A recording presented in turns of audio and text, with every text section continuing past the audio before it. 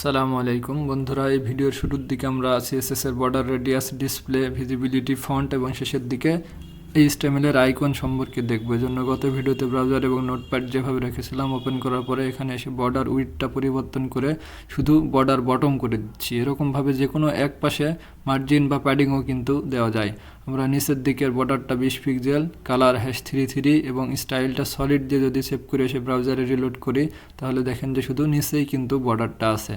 আমরা এখন বর্ডার বটমের নিচে এসে বর্ডার রেডিয়াস প্রপার্টিটা দেখার চেষ্টা করব, যেটার মাধ্যমে এলিমেন্টগুলোর কোণাগুলো বাঁকানো করা হয়। আমরা এখানে 30 পিক্সেল ভ্যালু দিয়ে সেভ করে এসে ব্রাউজারে এই যে দেখেন যে কোণাগুলো দেখার যদি চেষ্টা করি, রিলোড করলে দেখেন যে কোণাগুলো কিন্তু বেঁকে গেছে।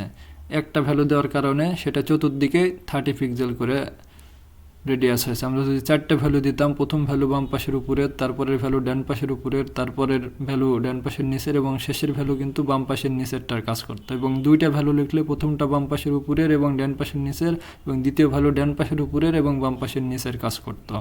আমরা এখানে প্রথমেই 4টে ভ্যালুই লিখব বর্ডার রেডিয়াসের। প্রথমটা 30 পিক্সেল, তারপরে 5, তারপরে 10 এবং শেষেরটা 50 পিক্সেল দিয়ে যদি সেভ করে এসে ব্রাউজারে রিলোড করি দেখেন প্রথমটা এখানে, দ্বিতীয়টা এখানে, তৃতীয়টা এখানে এবং চতুর্থটা কিন্তু এখানে এফেক্ট ফেলেছে। আমরা এখন এই 4টে ভ্যালুটা পরিবর্তন করে এখানে 2টা ভ্যালু লিখে সেভ করলে প্রথমটা এখানে এবং এখানে এবং দ্বিতীয়টা ডান পাশের উপরে বাম পাশের নিচে কিন্তু ইফেক্ট ফেলেছে।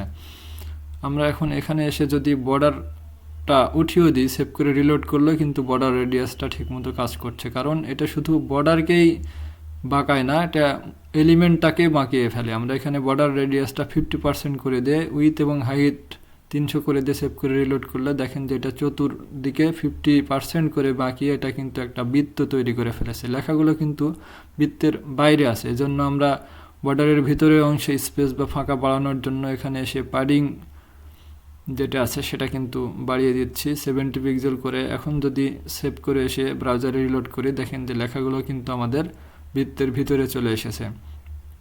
আমরা যদি এখানে উইথ এবং হাইটটা আরেকটু কমিয়ে দিই, 200 পিক্সেল করে দিই, তাহলে কিন্তু বৃত্তটা ছোট হয়ে যাবে। যে দেখেন যে এখন লেখাগুলো সুন্দর আছে। আমরা এখন উপরে এসে বক্স ক্লাস থেকে ফ্লট প্রপার্টিটা রিমুভ করে নিয়ে এখানে ডিসপ্লে প্রপার্টি দেখার চেষ্টা করছি। বক্সগুলো কিন্তু ডিপ, তাই ডিসপ্লে ব্লকই থাকে, আলাদা লাইন দখল করে। আমরা নিচে এসে 4 এর প্যাডিংটা কমিয়ে সেভ করে রিলোড করলে দেখেন যে সবগুলো ডিপ কিন্তু উপরে থেকে নিচে আলাদা লাইনে দেখিয়েছে। আমরা এখানে ডিপ 4 এর বর্ডার রেডিয়াসটা কমিয়ে দিলাম এবং সেভ করে রিলোড করলে দেখেন যে বর্ডার রেডিয়াসটাও কমে গেছে। আমরা যদি এখানে ডিসপ্লে ব্লকটা পরিবর্তন করে ইনলাইন করে দিই বক্সগুলোকে এবং সেভ করে রিলোড করি, দেখেন যে বক্সগুলো বা ডিপগুলো কিন্তু বাম পাশ থেকে ডান পাশে সবগুলো এক লাইনে ইনলাইনে দেখিয়েছে। আমরা এখন এখানে এডিটরে ফেরত এসে যেটা ডিফল্ট ব্লক থাকে সেটাই করে দিলাম এবং নিচে 4 এর মার্জিনটা পরিবর্তন করে আমরা যদি ডিসপ্লে প্রপার্টির ভ্যালু এখানে দিয়ে দিই নান অর্থ কিছুই না। এখন আমরা সেভ করে রিলোড করলে দেখেন যে 3 এর পরে 4 নম্বর ডিপটা একদম চলে গেছে এবং 4 এর জায়গায় 5 কিন্তু চলে এসেছে। আমরা যদি এখানে ডিসপ্লে নানটাকে পরিবর্তন করে ভিজিবিলিটিতে পরিবর্তন করে দিই এবং সেটার ভ্যালু যদি আমরা হিডেন করে দিই, এখন যদি সেভ করে এসে ব্রাউজারে রিলোড করি দেখেন যে 3 এর পরে আমাদের ডিপ 4 এর জায়গা কিন্তু ঠিকই দখল করে আছে, কিন্তু এটা হিডেন হয়ে আছে এবং তারপরে ডিপ 5টা আছে। আমরা এখন এখানে এসে ডিপ 4 সম্পর্কিত সবগুলো সিএসএসগুলো যদি রিমুভ করে নিই এবং সেভ করে এসে রিলোড করি তাহলে দেখেন যে আমাদের ওয়েব পেজটা এখন এরকম আছে। আমরা এখন আমাদের নোটপ্যাডে ফেরত এসে বডির ভিতর থেকে সবগুলো এলিমেন্ট রিমুভ করে নিচ্ছি, যেই 6টা আমরা ডিপ নিয়েছিলাম, এবং উপরে এসে স্টাইল এলিমেন্টের ভিতর থেকে বডি সম্পর্কিত সিএসএস টুকু রেখে অন্যান্য সবগুলো সিএসএস রিমুভ করে নিয়ে আমরা বডির ভিতরে এসে প্যারাগ্রাফ এলিমেন্ট নিচ্ছি এবং প্যারাগ্রাফের ক্লাস অ্যাট্রিবিউটের ভ্যালু আমরা দিচ্ছি এখানে 1, অর্থাৎ আমাদের ফার্স্ট প্যারাগ্রাফ, এবং তার ভিতরে আমরা লিখে দিচ্ছি হ্যালো ফ্রম প্যারা 1।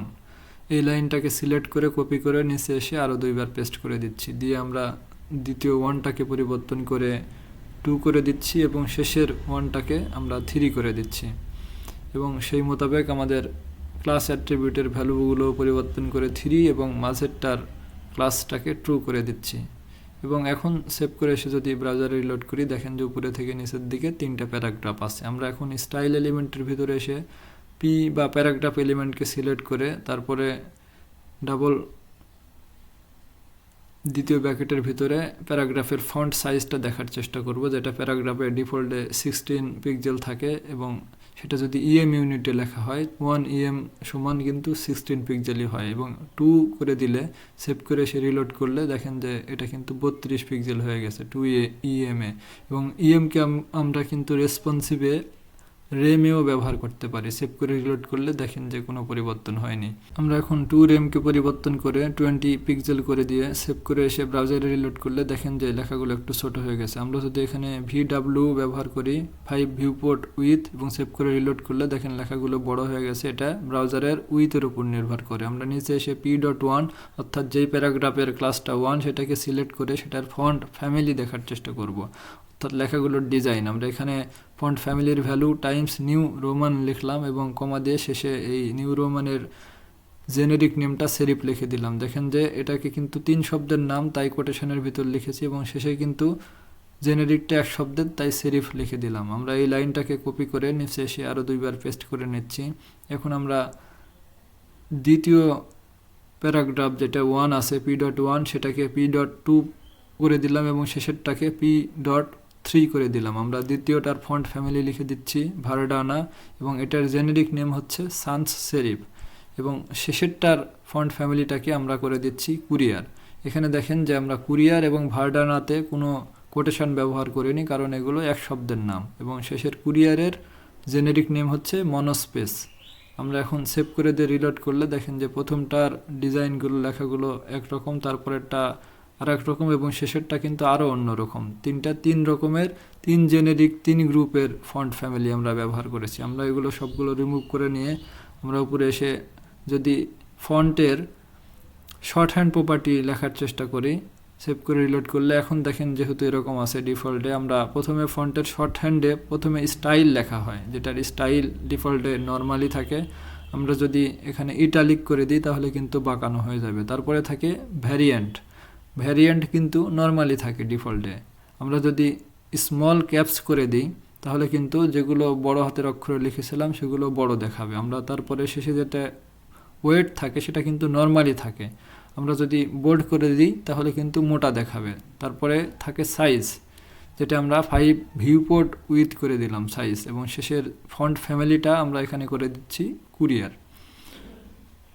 এক লাইনে সব লিখে সেভ করে এসে এখন দেখার চেষ্টা করেন ব্রাউজারে রিলোড করলে এটা কিন্তু প্রথম হাতের অক্ষরটা বড় এবং পরেরগুলো ছোট, কিন্তু সবগুলো কিন্তু বড় হাতের অক্ষর দেখিয়েছে। স্মল ক্যাপসের মাধ্যমে বোল্ড দেখিয়েছে, ইতালিক বাঁকানো দেখিয়েছে, সাইজটা 5 ভিউপোর্ট এবং ফ্যামিলিটা তো কুরিয়ার যেটা আমরা লিখেছিলাম।